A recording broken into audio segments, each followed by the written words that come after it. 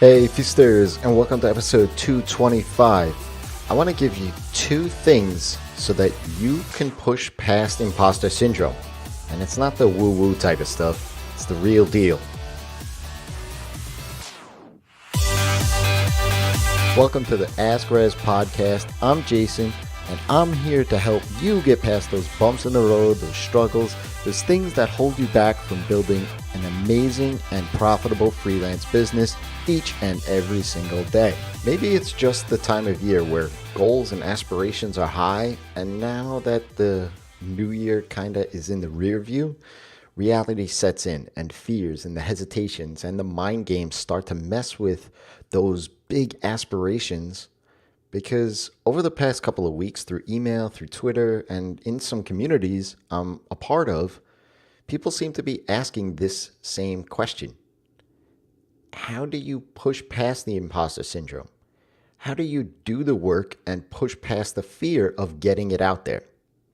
Things like podcasting and quote unquote going live and just the general action of putting something out into the world is scary. I'm not going to deny that or ignore it either. As someone who has introverted tendencies, if I were to look back when I was in school, I certainly wouldn't have stood in the middle of campus and started answering questions from people, or stand at the back of the bus and give lessons on how to do the homework from the night before. In fact, all of that sounds pretty absurd, to be honest.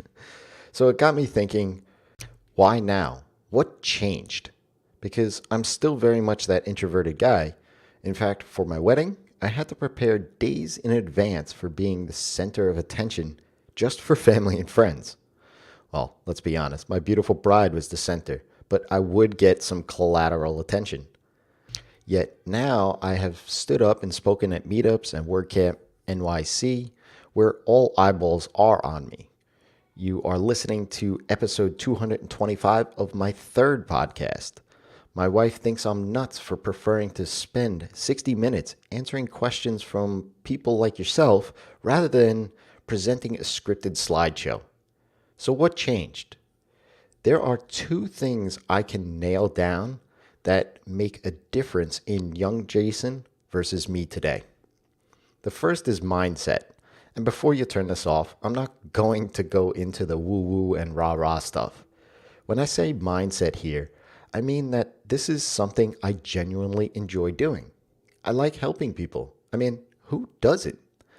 Jonathan Stark and I actually went on a little sidebar in his latest episode of Ditching Hourly where he invited me on. I mean, helping people is really not just good karma, but it feels good. I mean, why wouldn't you help someone if you can? But what I can help people with is specific things that I know I have done myself and have had experience with. I also enjoy being around people such as yourself.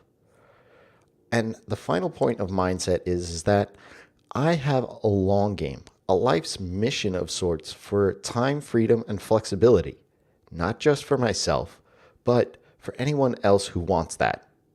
So when I feel nervous or apprehension about pushing publish or standing up in front of a crowd, I think about those things and the rest just becomes mechanical. I get out of my own way.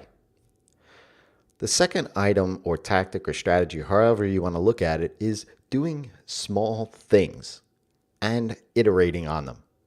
Breaking things down into smaller chunks so that the action isn't overwhelming at all. You no doubt have heard this before, not just from myself, but from other people as well. So let me share a concrete example for you. When I did my first podcast, it was with other developers, and it was called WP Dev Table. By today's standard, it was very unprofessional. It was erratic. We would literally set a date to record, invite another developer onto the show that, we just asked pretty much the week before, and open up Google Hangouts and record. That's it. That's all the podcast was.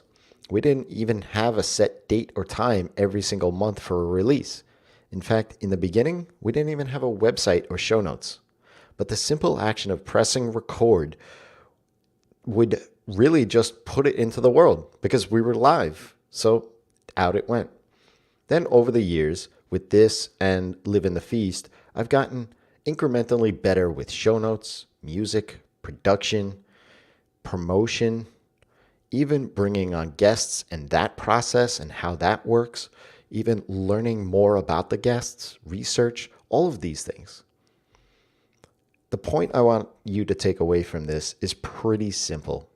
Anytime you start to feel that self-doubt or imposter syndrome or overwhelm creep in, ask yourself, what is the smallest action I can make right now with this piece of knowledge I know about and share it into the world and in front of people I like?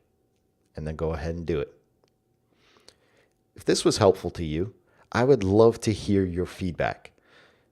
Head on over to iTunes just by going to rezzz.com/iTunes and leave me an honest rating and review. If it wasn't helpful, well, maybe hold it back. No, just kidding. Feel free.